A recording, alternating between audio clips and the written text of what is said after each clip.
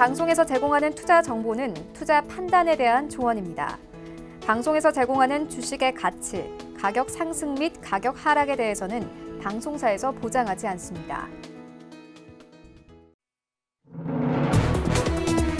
시청자 여러분 안녕하십니까? 출발 증시와이드 김선입니다. 전일 미증시의 급락 여파에 위험자산 회피 심리, 안전자산 선호 심리가 작용하면서 어제 우리 양시장 모두 1%대의 하락으로 마감했습니다. 역시나 개인의 유동성이 장을 받쳐주면서 장중의 낙폭 줄여주기도 했는데요. 하지만 외국인과 기관이 경계감 짙은 모습으로 점점 매도 규모를 확대해가면서 결국 하락을 면치는 못했습니다. 그럼에도 뉴욕 증시의 폭락에 비해서는 나름 선방해줬다고 볼 수도 있겠는데요. 정책적인 호재와 유동성 재료가 증시의 원동력으로 작용하고 있습니다. 증시의 고객 예탁금이 59조 원에 달하는 상황에서 개인의 매수세가 계속 유입될 것으로 보이는데요. 수급의 주체가 바뀐 이런 시장 안에서 개별 종목 장세가 이어지면서 이슈가 있는 종목들 위주로 갈 종목은 가는 모습들이 포착되고 있습니다. 오늘은 선물 옵션 동시 만기일인 만큼 변동성이 예측되는데 외국인의 선물 수급도 주목해 봐야겠습니다. 어제 아시아 증시가 전반적으로 부진했던 가운데 간밤에 유럽과 뉴욕 증시는 상승으로 마감했는데요. 오늘 시장 주요 이슈부터 확인하시죠. 네, 간밤에 뉴욕 증시는 4거래일 만에 반등에 성공하면서 3대 지수 일제히 상승 마감했습니다. 기술주 중심의 나스닥 지수가 2.7%로 가장 크게 올랐는데요. 특히 전날 21% 급락했던 테슬라가 10% 넘게 상승 전환에 성공했습니다. 글로벌 전문가들은 지난 3거래일의 하락은 과장된 경향이 있다면서도 아직 버블은 여전하다며 조정이 길어질 수 있다는 우려의 시각도 내놓고 있습니다. 뉴욕 증시 반등과 함께 국제유가도 반등했습니다. 뉴욕 상업거래소에서 WTI는 3.5% 오른 38.05달러로 장을 마쳤고 브렌트유는 2.5% 상승한 40.79달러를 기록했습니다. 전일의 급락에 따른 반발 매수세가 유입이 됐고 또 미국발 공급 감소 전망에 일정 부분 회복한 건데요. 하지만 여전히 원유 수요는 회복되지 않고 있어서 반등폭은 제한적일 것으로 보입니다. 정부가 오늘 4차 추경안을 발표합니다. 이번 추경안은 총 7조 원대 규모로 코로나19 재확산으로 피해를 입은 소상공인과 특수고용 형태 근로자 지원금 그리고 통신비를 포함한 2차 재난지원금을 골자로 하고 있습니다. 오늘 제8차 비상경제회의와 임시국무회의를 통해 확정된 4차 추경안은 내일 국회에 제출할 예정입니다.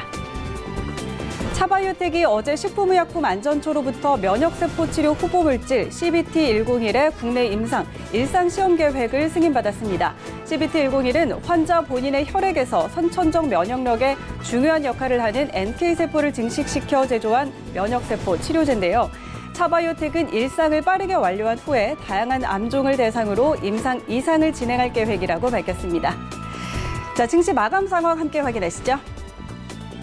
네, 먼저 다우지수입니다. 1.6%가량 반등에 성공했습니다. 27,940선에 장 마쳤습니다.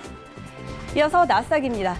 S&P입니다. 2.01% 상승했습니다. 3,390선에 거래 마쳤습니다.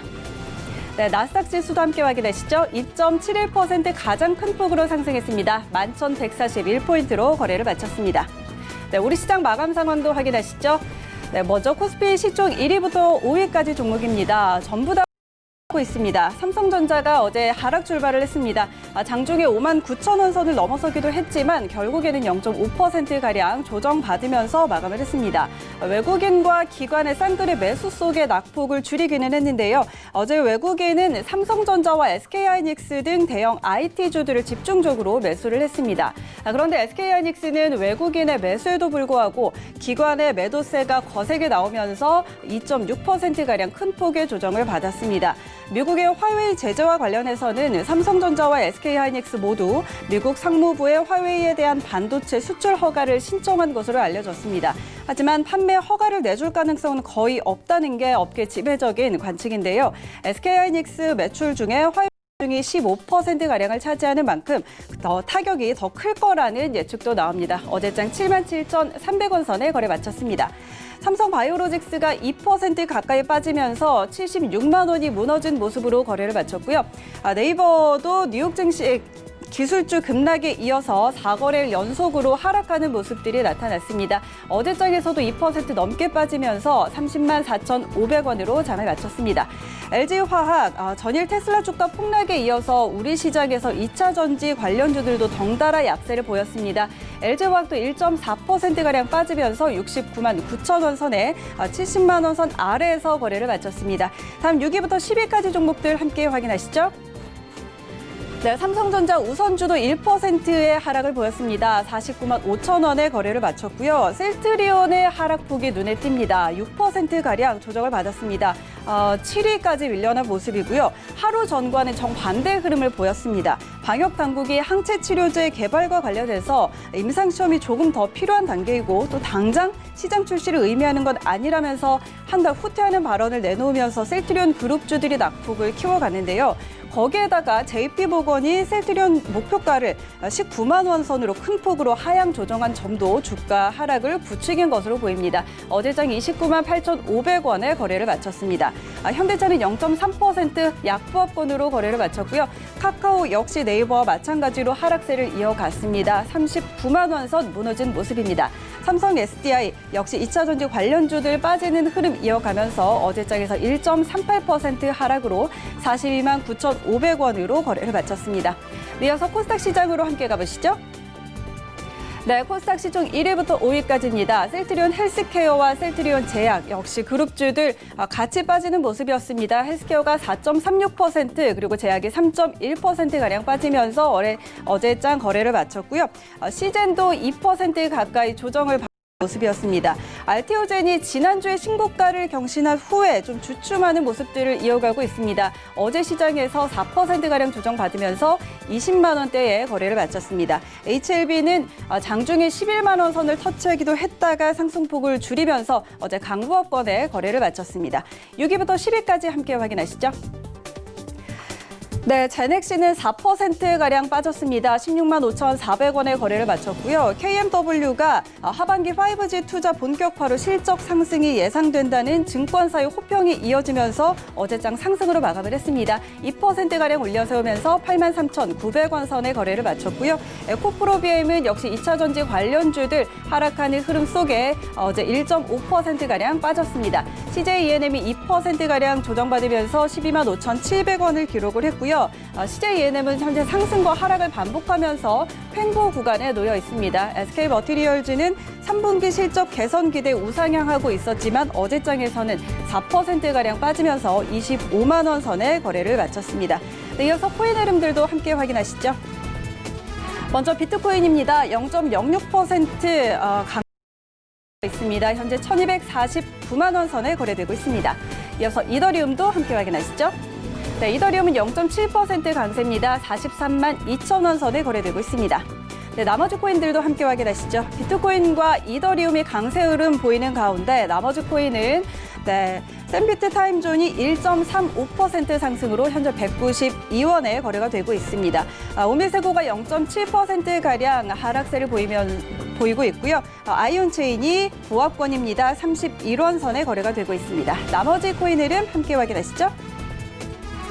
네, 비트코인 캐시가 2%가량 하락세입니다. 27만 4,600원 선에 거래가 되고 있고요. 이더리움 에메랄드는 5.47% 상승을 보이고 있습니다. 223원 선 지나고 있습니다. 그리고 라이트코인은 0.08% 약보합권에서 거래가 되고 있고요. 58,400원 선 지나고 있습니다. 네, 출발 증시 와이드 지금 출발합니다.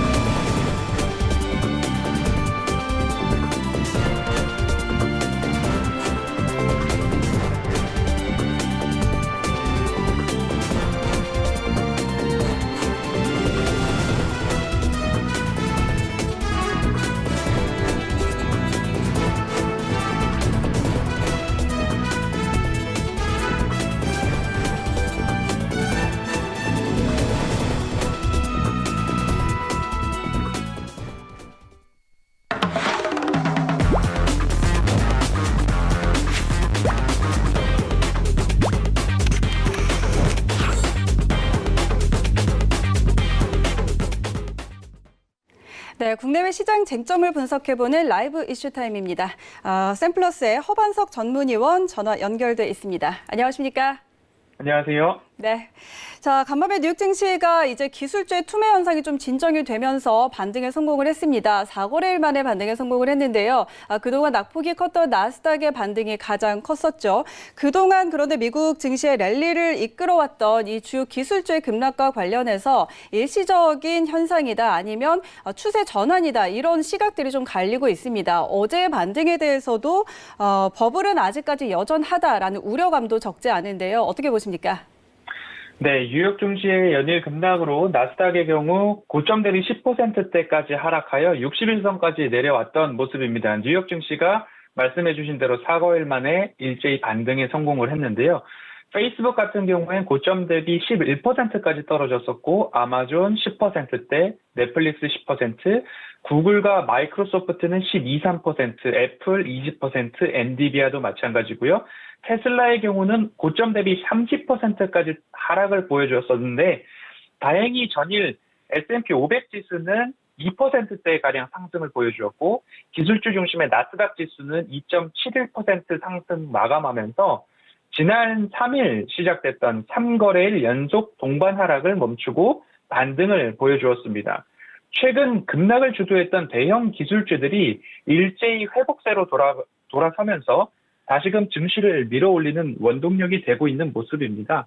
전날 21%의 역대급 하락을 기록한 테슬라는 하루 만에 10.9% 급등을 하였고 6%대 급락했던 애플도 4% 가까이 상승 마감해준 모습입니다. 이렇게 최근 뉴욕 증시가 조정을 받았던 이유는 첫째로 대형 기술주들에 대한 고밸류에이션 부담감이 있었던 모습이고요. 소프트뱅크의 콜옵션 투자 이야기가 마침 이때 나왔는데 이에 대한 부담감도 작용을 했다고 봅니다. 결국 콜옵션에 대한 투자는 반대편에서는 해지를 하거나 추후 차익 실현에 대한 부담감을 느낄 수밖에 없었던 모습이고요.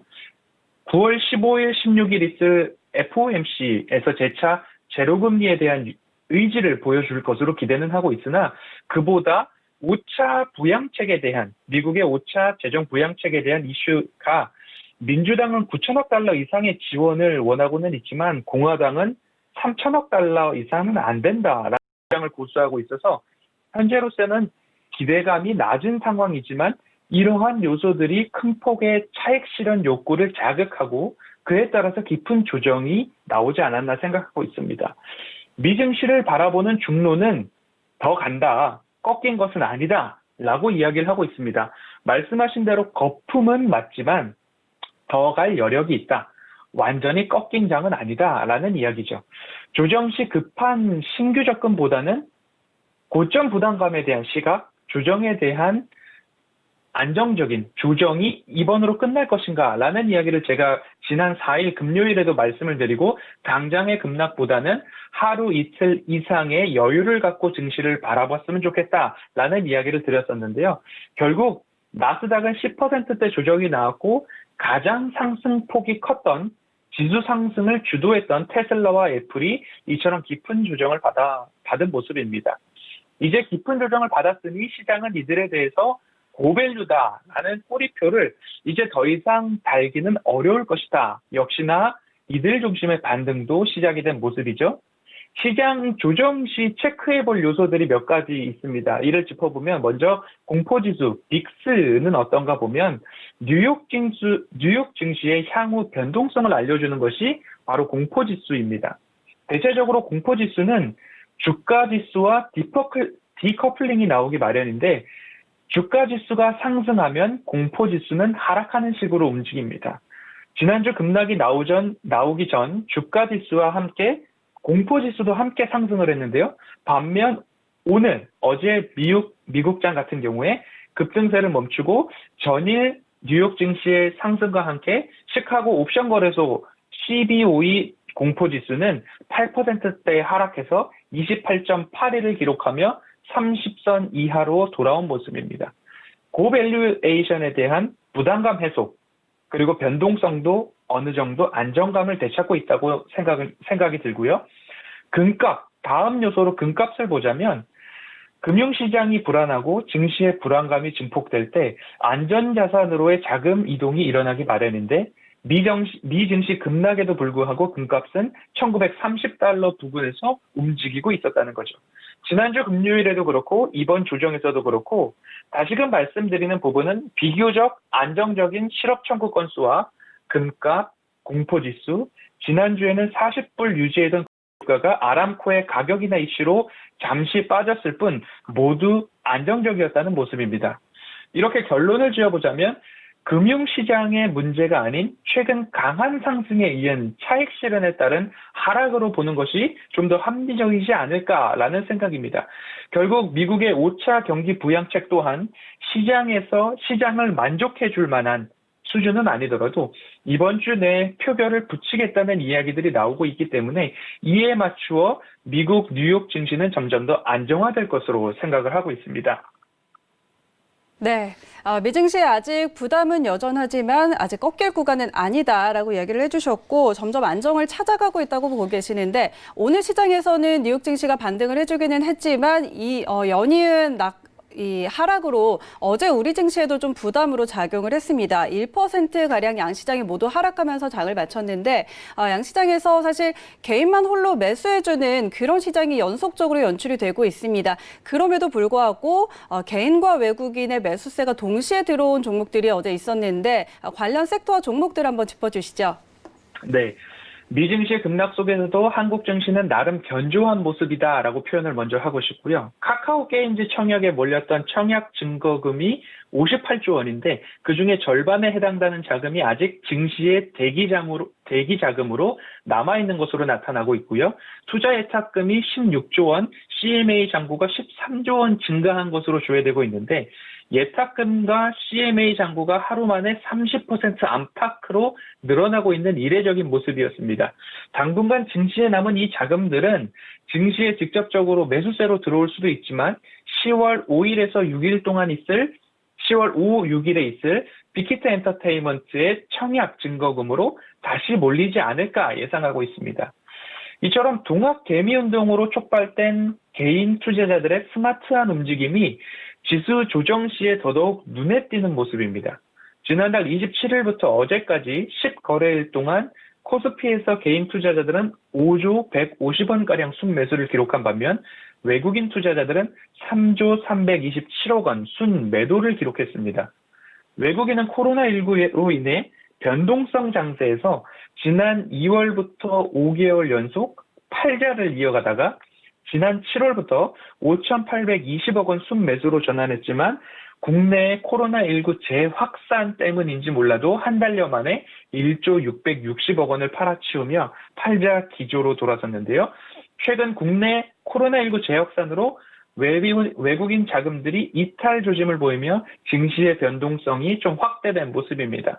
특히 지난달 말 기준으로 외국인 투자자의 국내 주식 보유 비율이 30%로 집계되면서 2016년 6월 이후 가장 낮은 수준을 기록하고 있는 모습입니다.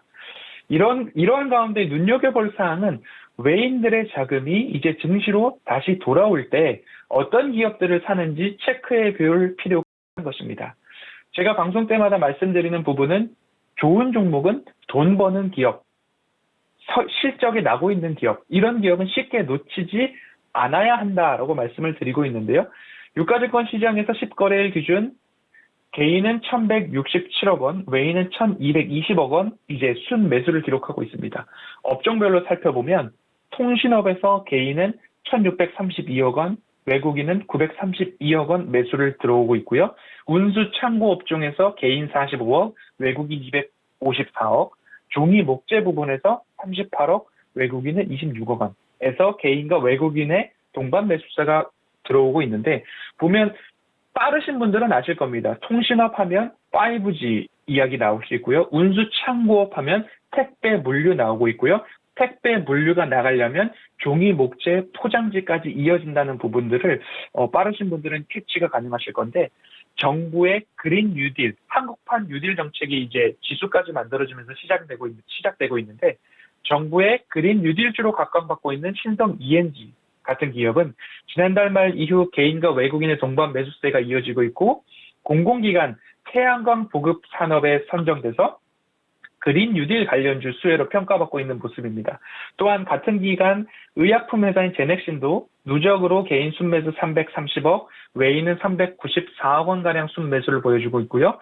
쌍방울 같은 경우에도 개인은 16억 원가량, 외인은 10억 원가량 순매수를 기록하고 있는 모습입니다. 네. 자, 이렇게 개인과 외국인의 동반 매수가 들어오고 있는 업종들 그리고 종목까지 한번 짚어주셨습니다. 그렇다면 오늘 오전 미증시의 반등에 힘입어서 오늘 우리 시장도 좀 반등을 이어갈 수 있을지 오늘 시장 좀 어떻게 보십니까? 네, 오늘 선물 옵션 동시 만기일인데요. 다행히 미 증시가 반등을 주면서 오늘 이 선물 옵션 만기일은 그래도 마음 편하게 시작은 해볼 수 있지 않을까 싶습니다. 미 증시의 깊은 조정에 대형 기술주들의 강세 대비 부진했던 코로나 피해주들이 있는데요. 항공, 여행, 카지노, 호텔, 의류, 그리고 유통, 소매 업종까지 지수 조정에도 오히려 상승한 부분들이 미증시에 대해서 나타난 종목들도 있고요. 오히려 미증시의 깊은 조정에 비해 제한적인 하락을 보여준 업종들이 이 업종들입니다. 현 시점의 시장 상황을 정확히 보여주고 있는 것 아닌가 싶습니다. 덜 상승하거나 하락장에 덜 빠져있는 종목들을 주목해보자 이야기 드리고 싶은데요. 지난 4일 아침 방송에서 미 증시가 2%씩 연일 하락했다면 국내 증시에 미치는 영향이 더 컸겠지만 단발적으로 3-4% 빠지고 안정을 찾아가는 모습이었다. 오히려 다행스럽다고 말씀드렸는데 이 거래일 전 또 한 번의 급락 조정에도 국내 증시가 상대적으로 견조한 모습을 보여주어서 참 다행이었습니다. 국내 산업은 아시다시피 수출 주도형 제조업 중심인데요. 미국 정부의 SMIC에 대한 제재, 미국의 경우 SMIC에 수출하는 반도체 공정 장비주들이 필라델피아 반도체 지수 구성주 중 상당수를 차지하고 있기 때문에 미 증시의 급락 조정과 우리나라 증시의 조정은 조금 다르다라고 이야기를 드리면서 그간 나스닥의 강한 상승장에 국내 양 주시는 조금 소외되지 않았나. 나스닥 증시에 비해서 국내 양 지수의 상승은 그에 미치지 못하지 않았나 싶습니다. 물론 오늘 15일부터 미 정부의 화웨이에 대한 제재로 수출 중단 여파로 삼성전자와 SK하이닉스의 피해가 예상되고는 있지만 이 소식과 함께 이미 주가에 성반영된 부분도 보이지 않나 싶습니다. 이보다는 미 대선 결과에 따른 변동성에 더 주목해야 되는 것이 국내 증시의 실정이라고 보고 있습니다. 국내 기업도 고밸류에이션 섹터와 종목들에 대해서는 주의가 필요해 보입니다. 전기차, 2차 전지, 수소 등 한국판 뉴딜 수혜주 관련해서는 급등 종목들을 제가 강조드린데요. 급등 종목들은 단기 급등으로 고점 권역에 있기 때문에 차익 실현 욕구가 강합니다. 그리하여 급등 종목은 조금 조심해야 한다라고 말씀을 드리고 싶고 실체와 성과, 실적 없이 코로나19 진단키트, 백신, 치료제 이런 코로나19와 관련된 이슈로 급등한 종목들은 더더욱 각별한 주의가 필요하다라고 강조하고 싶습니다. 이제 점차 경기 민감주와 개별 이슈가 있는 종목들을 살펴봐야 할 텐데요. 셀트리온과 녹십자에서 치료제 대량 생산에 관한 발표가 있었고 이에 정부 발표도 있었는데 두 사이에 혼선이 이슈가 되어 일부 바이오 종목들의 차익 실현 욕구를 부추기지 않았나 하는 생각입니다. 어제 새벽 같은 경우 아스트라제네카의 코로나 백신 임상 중단 소식이 있었는데 금일 새벽 다시 브라질에서는 아스트라제네카의 5,000명 이상을 대상으로 임상 3상이 진행 중이고 부작용에 대한 아무런 보고가 없었다는 점을 이야기하면서 아스트라제네카의 임상 3상은 정상적으로 진행될 것이다 라는 이야기가 나오고 있습니다. 부작용이 발생했다, 임상을 중단한다 라는 이야기가 미국발로 전해지고 있습니다. 그런데 하루 만에 흔한 일이다, 임상을 계속 진행한다 라는 부분들, 제약 바이오주의 고점 부담감을 여지없이 부추기기에 아주 주가가 출렁이기에 쉬운 요소들로 작용했다고 생각합니다. 그래서 다시 강조드리고 싶은 부분은 실체와 실적, 즉 성과가 있는 기업인지 종목인지 확인을 하며 접근을 해야 할 것 같다라는 말씀을 드립니다. 언택트에 몸을 싣고 언택트에 몸을 담고 컨택트에 시선을 두자 지난주부터 계속 말씀을 드리고 있는데요. 코로나19 재확산세에도 불구하고 신규 확진자가 연일 200명 미만으로 발표되고 있습니다. 국내 자체 이슈로의 변동성은 안정되어 가고 있는 모습인데 이번 주말까지 이어지는 거리두기 2.5단계가 해제된다면 국내 증시로의 외인 자금 유입이 점차 확대될 것으로 보입니다. 해외 증시의 급락 조정으로 갭 하락으로 시작하는 국내 증시 상황에서 쉽사리 차익 실현을 하지 않는 것이 어떨까 추천드리고 싶습니다. 지수를 이끌고 있는 주체가 누구인지 수시로 체크하는 습관과 외인과 기관의 매수세, 동반으로 매수하는 주체가 어느 종목에서 어느 섹터에서 일어나고 있는지도 체크해보는 습관도 필요합니다. 경기 민감주와 모멘텀이 살아있는 풍부한 기회 시간이 오고 있지 않나 싶습니다. 최소 연말까지라도 시간적 여유를 갖고 최근 정부의 주가 부양 의지가 엿보이는 한국판 뉴딜 관련주 중에서 또한 글로벌 대세를 따라가는 그린 뉴딜, 수소, 전기차 관련 섹터에서 다만 이미 고점을 형성한 종목은 자제하시되 가시적인 모멘텀과 실적 그리고 성과를 점검하면서 접근해 보시길 당부드리고 싶습니다. 네, 그간 급등한 종목들 이제는 조금 보수적으로 바라보고 실체와 성과를 확인하자라는 전략까지 전해드렸습니다. 지금까지 샘플러스 허반석 전문위원과 함께했습니다. 고맙습니다. 감사합니다.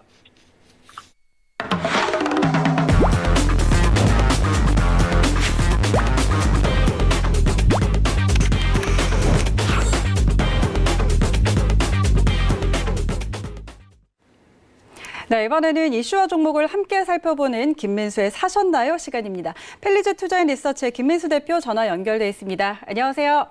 네, 안녕하십니까. 네. 글로벌 투자은행 JP모건이요. 어제 셀트리온의 주가 목표치를 19만 원 선으로 현재 시세에 비해서 60%가량으로 낮춰서 제시를 했습니다. 실적 성장세에 비해서 과도하게 높은 밸류에이션을 지적을 했는데 이에 따라서 어제 셀트리온 주가가 6%가량 좀 급락하는 흐름들을 보이고 있습니다. 이에 대해서 전망 좀 어떻게 보십니까? 네, 앵커님 처음 뵙겠습니다. 저는 네. 김민수라고 합니다. 네, 반갑습니다. 네, 잘 부탁드리겠습니다. 제가 예전에 앵커분을 너무 괴롭혀드려서 또 급하게 교체가 되신 게 아닌가 생각도 드는데 죄송합니다. 이번부터는 잘하겠습니다. 네, 그와 관련돼서 일단 JP모건의 적정가 19만 원 리포트로 셀트리온의 보고서가 나왔죠. 그냥 딱 보면서 드는 생각은 모르겠습니다. 지금 공매도를 할 수 없는 상황 쪽에서 괜히 한번 딴지를 계속 거는 외국계 증권사. 근데 외국계 증권사라고 하더라도 애널리스트는 또 한국 이름이더라고요. 그러다 보니까 여러 가지 속사정이 있는지는 모르겠습니다만 일단 나왔던 얘기만 보게 되면은 램시마죠. 자가 면역 치료제 관련돼서 유럽 시장 점유율이 하락하고 있다. 그리고 또 트룩시마 관련된 혈압암 치료제도 성장세가 둔화되고 있다. 게다가 또 계속 외국계 증권사 리포트나 국내 증권사에서도 얘기가 나오는 부분들이 셀트리온의 재고를 그대로 셀트리온 제약이 안고 있다. 그래서 뭐 지금 현재 1조 8천억까지 빠르게 늘어나다 보니까 이에 따른 부담은 계속 셀트리온 쪽에 남아있는 게 아니냐. 뭐 이런 관점 쪽으로 얘기를 하다 보니까 아무래도 이런 시각들이 주가에도 영향을 끼쳤다고 볼 수 있을 것 같고요. 그리고 특히 어제 같은 경우는 이 JP모건 보고서보다도 어제 나왔던 대표적인 게 그 얘기였었죠. 정부의 약간 혼선된 얘기들. 코로나19 치료제 이제 거의 대량 생산 준비 됐다라고 얘기해놓고, 그 발표를 할 때도 좀 이상했었죠. 말이 안 되는 얘기인데, 임상시험이 끝나지도 않았는데 뭘 대량 생산을 준비합니까? 그래서 뭔가 좀 말이 안 맞다 싶었는데, 한 또 몇 시간 뒤에 바로 정정했죠. 그럴 줄 알았습니다. 당연히, 어떤 실수라고 보기에는 뭔가 또 찝찝한 느낌도 드는데, 근데 중요한 거는 지금 셀트리온이 이제 임상 2상으로 들어가서 빠르면 올해 중에 결과를 볼 거로 보여지고 있고, 또 임상 3상이 들어가는 게 내년, 그러다 보니까 한 내년 상반기 중에는 어느 정도 결과가 나오지 않을까라는 관점이고요. 그런 쪽에서 보면 녹십자가 조금 더 빠르다고 봐야 될 것 같은데, 임상 이상이 벌써 8월 달에 들어갔죠. 그러다 보니까, 그나마 항체 치료제 관련된 쪽에서 우리나라의 지금 코로나 치료제로 좀 속도를 내고 있는 대표적인 회사라고 하게 되면 녹십자와 그리고 또 셀트리온이라고 보고 있는 상황 쪽에서, 물론 다른 기업들도 다 있습니다만, 국내보다 뭐 영국이나 뭐 심지어는 몽골에 가서도 뭐 인도 뭐 이런 식으로 가서도 임상 시험을 하고 있다 보니까 그 부분에 대한 성과나 그 효과도 뭐 기대를 할 수는 있겠지만은, 가장 중요한 부분들은 그 코로나 치료제 관련돼서는 제일 중요한 게 누가 먼저 개발해서 딱 이렇게 먼저 카드를 내미느냐, 이게 제일 중요하겠죠. 그러다 보니까 가장 먼저 개발한 업체는 이 선점 효과가 상당히 클 것이다. 이에 따른 부분들을 시장에서는 계속 포커스를 맞추고 있는데, 근데 어떤 선점 효과, 즉 코로나19 치료제 하면은 이제 뭐 백신이나 치료제 마찬가지겠지만 이 회사 거를 쓰는 게 맞다. 왜냐하면 처음 나왔기 때문에 맞다란 관점 쪽에서 일단 뭐 불티나게 수요가 나올 가능성은 높습니다만, 제가 보기에는 또 그런 선점 효과와 상대적으로 생각해야 될 부분들이 수익성이라고 생각되고 있는데요. 수익성이라는 얘기는 일단 보통 신약을 개발했다. 그리고 신약을 세계 최초다. 아니면 국내 최초로 개발을 해서 딱 내놓게 되면은 일단 프리미엄이 붙습니다. 즉 신약에 따른 이제 연구 개발과 여러 가지 노력을 다했기 때문에 우리는 이만큼 비싸게 받아도 됩니다. 그동안 비용 들어간 게 얼마입니까? 이렇게 얘기를 할 수는 있는데, 반대로 보게 되면 정부의 지원도 좀 있었을 거고요. 게다가 약간 이번 코로나 치료제 같은 경우는 공공재 성격이 살짝 더 높아갑니다. 그렇게 되면은 제약사들이나 이 개발하는 회사들이 생각보다 가격을 높게 불러서 우리가 열심히 했어요라고 할 수 있는 부분들이 상대적으로 살짝 좀 상쇄가 될 수 있습니다. 그렇기 때문에 아마 개발을 해서 기대감은 크지만 수익성은 다른 신약보다 그렇게 크진 않을 것이다라고 생각하는 게 제 뇌피셜이고요. 그러다 보니까 일단 지금 가능성은 높아지고는 있는데, 거기다 또 이제 셀트리온으로 다시 돌아와서 말씀드리게 되면 올해 연간 순이익 증가율이 뭐 54% 이상 늘어날 것이다. 그런 쪽인데 이를 지금 JP모건에서는 정점으로 보고 있고요. 그런 차원에서 내년에 대한 실적도 증가하긴 하지만 21%. 그래서 즉 올해 이익이 늘어나는 거에 한 반 정도밖에 늘어나지 않을 것이다. 라는 쪽에 대해서 우려가 좀 크다고 얘기를 하고 있고요. 그런 쪽에서 이제 내년에 예상 순이익 대비 PR 73배다. 그러니까 즉 여기서 보고서에서 얘기하고 싶은 부분들이 일단 이거 같습니다. 즉 PR이 70배 이상. 즉 지금 이제 제약 바이오주들이 거의 올해도 코로나19 사태 때문에 이런 치료제나 여러 가지 흐름들 때문에 기대감이 한껏 높아져서 일단 주가는 실적도 좋아지는 부분들을 반영했겠지만은 그보다 훨씬 더 높아서 절대적인 주가 수준이 어떤 지금 PR 70배 정도까지 줄 정도로 높다라는 게 가장 현실이 아닌가 생각되고 있고요. 그런 측면이라고 하게 되면은 제가 보기에는 국내 평균 증권사의 목표 주가가 37만 원대인데 거리가 크죠.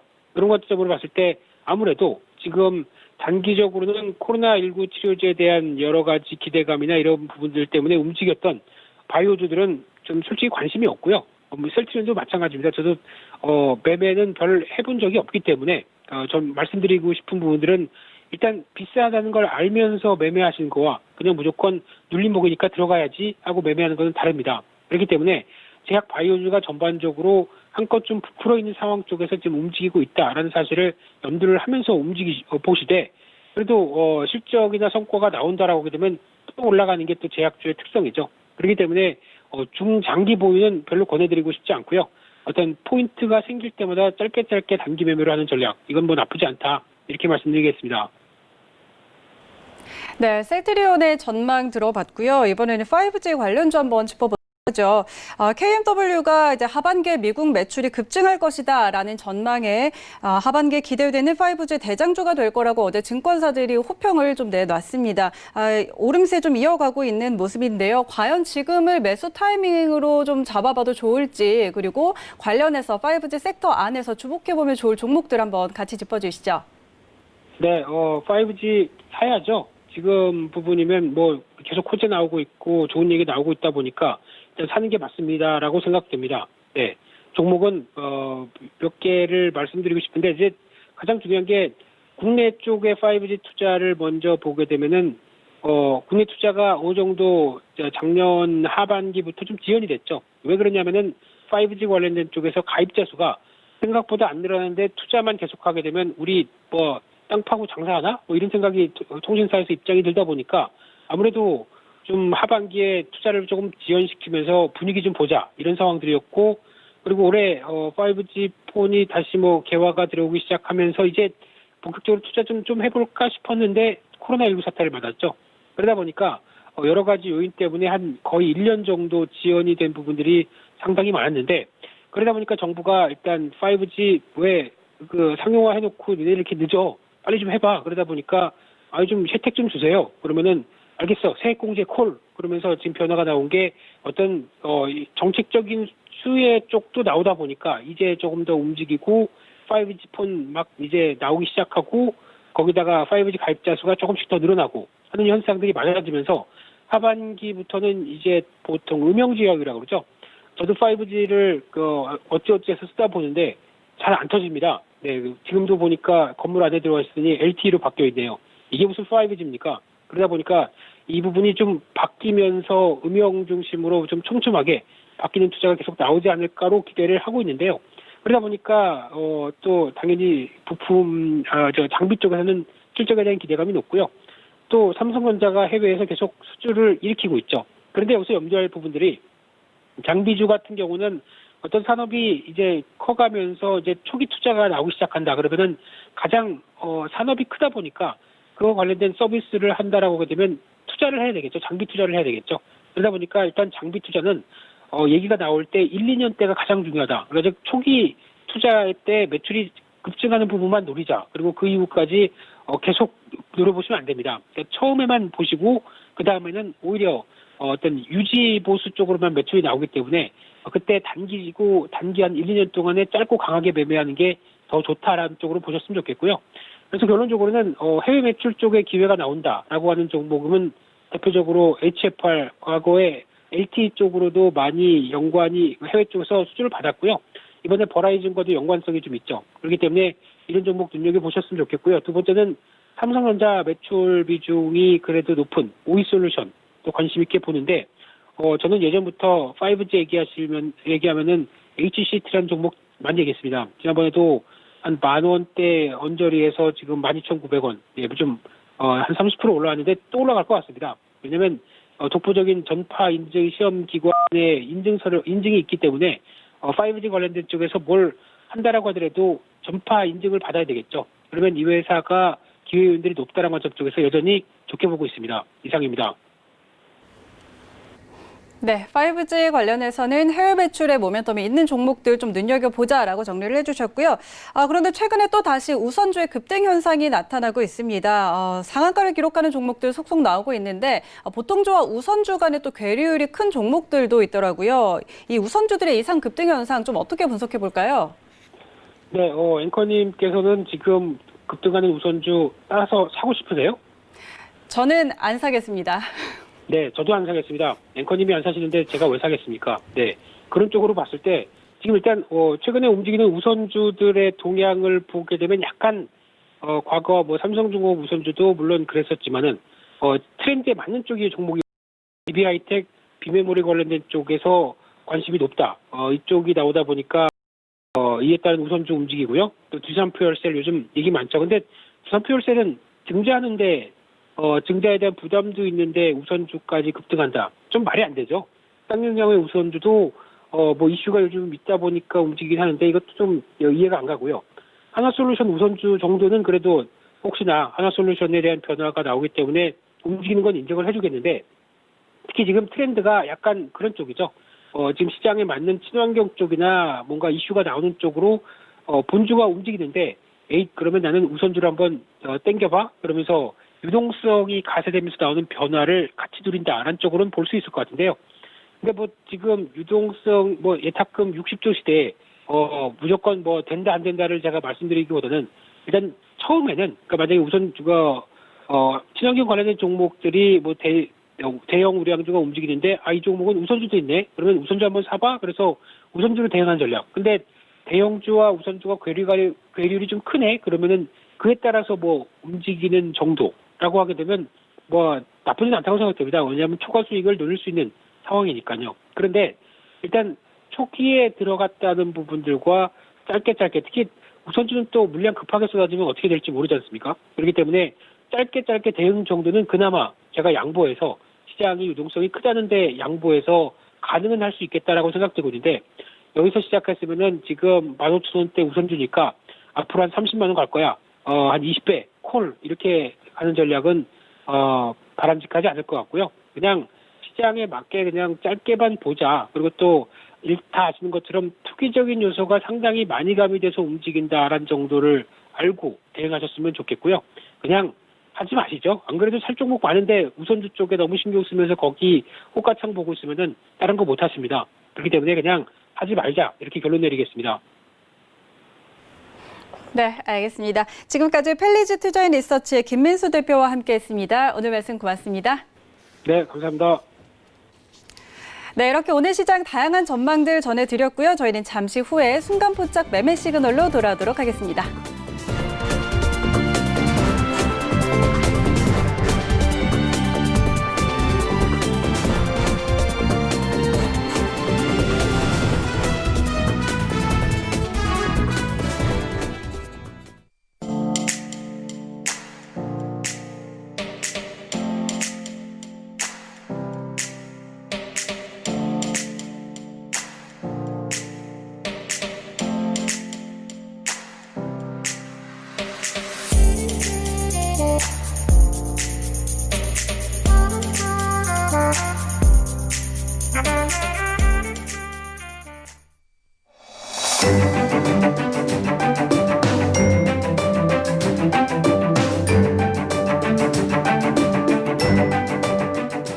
안녕하세요. K웨더 라이프스타일 예보 박유라입니다. 오늘도 곳곳에 소나기와 비 소식이 있습니다. 현재 서울과 경기 북부, 강원 영서 북부와 일부 경상 지역에는 비가 내리고 있는데요. 수도권과 영서 지역의 비는 곧 그치지만 경상 지역은 아침까지 이어지는 곳이 있겠습니다. 이후 제주도는 차차 흐려져 오전부터 저녁 사이 5에서 30mm의 비가 오겠고요. 그 밖에 내륙 지역에는 오후에 대기 불안정으로 인해 갑작스레 소나기가 지날 수 있겠습니다. 양은 10에서 40mm가 되겠고요. 돌풍과 벼락이 동반되기도 하겠습니다. 우산 꼭 챙기시고요. 안전사고에 유의하셔야겠습니다. 그 밖의 지역은 남해상에 위치한 고기압의 가장자리에 들면서 구름 많거나 흐린 날씨가 예상됩니다. 다음은 자세한 지역별 날씨입니다. 중부지방의 아침 서늘하거나 선선합니다. 20도 안팎으로 시작하고 있는데요. 낮에는 27도 선까지 올라 초가을 날씨를 보이겠습니다. 동해안도 18도 선으로 서늘한 아침을 보이고 있지만 낮에는 속초와 강릉 26도로 선선하겠습니다. 남부지방도 아침 기온 광주 20도, 대구 19도로 선선한데요. 낮에는 광주 27도, 대구 28도로 선선하거나 다소 더울 수 있겠습니다. 남해와 동해상으로 비가 오다 그치겠고요. 물결은 대체로 잔잔하게 일겠습니다. 내일부터 주말 사이 제주와 남해안으로 비 소식이 있고요. 또 이 사이 동해안에도 동풍의 영향으로 비가 내릴 것으로 예상됩니다. 날씨였습니다.